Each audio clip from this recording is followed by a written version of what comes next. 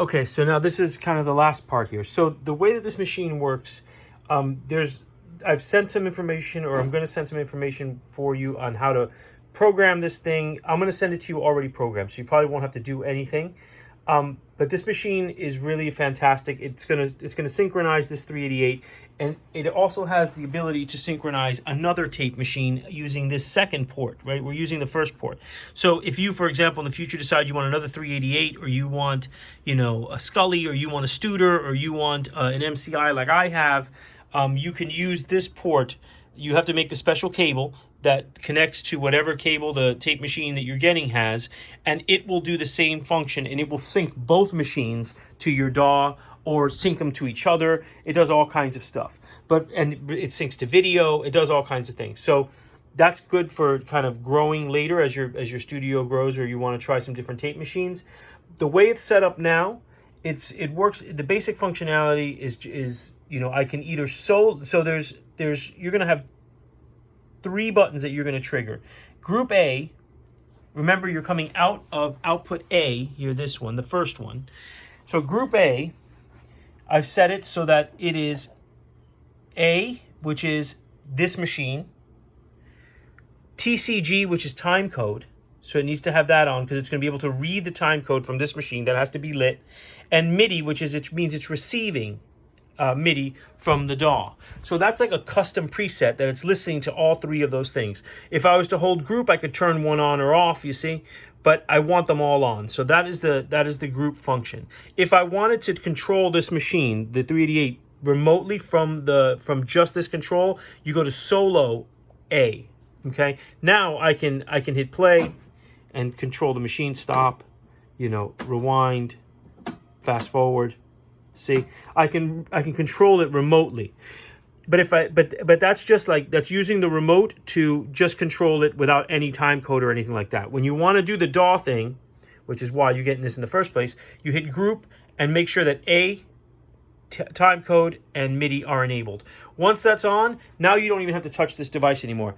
This is a cool device for when you go into that solo mode. You can put this thing on your desktop or whatever, have your 388 across the room, and you can control the whole thing from here, the 388 standalone. If you want to have the DAW control it, which is what we're doing now, you have to set it to the group A time code MIDI. And now I'm going to show you, let me show you something here real quick. I'm going to just move the cursor. I'm going to move the cursor to here, right? That automatically puts the machine, it's going to search for the time that is on the timeline here. And you see it's 39 seconds, right? And you'll see on the system, it's found 39 seconds. So I'm going to move it real quick to 40. Let's move it to a minute, right? So I'm going to move to a minute here. Now it's going to, you can see here, it's 1 minute and 1 second. And you can see that it is searching, and it will find 1 minute and 1 second. The tape stops there. So it's almost like it's queued and ready to hit play.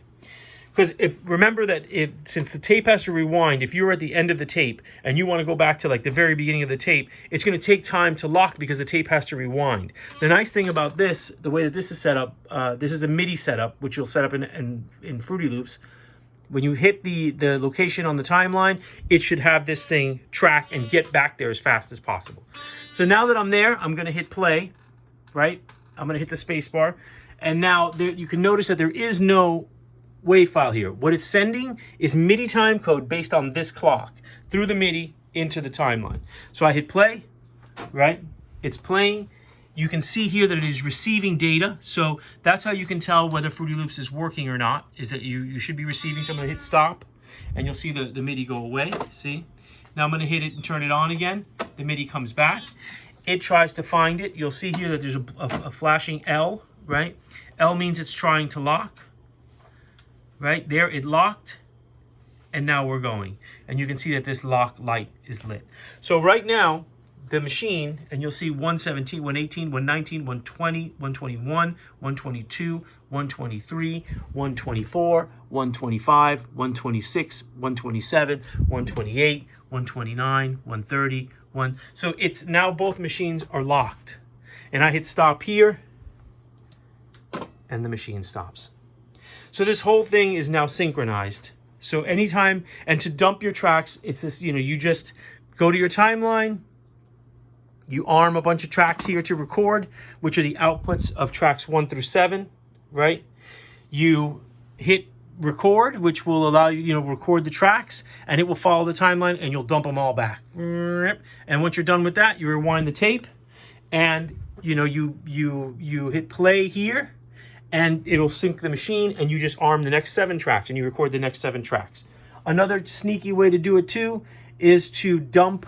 Once you have the 7 tracks here, you make a stereo mix or a mono mix. You dump that out following the timeline. You hit play and you hit record on track 7, for example, here, and you can dump all of that to track 7, and then have your musicians listen to track 7 while they're recording on tracks 1 through 6. That way you don't have to always have your DAW running.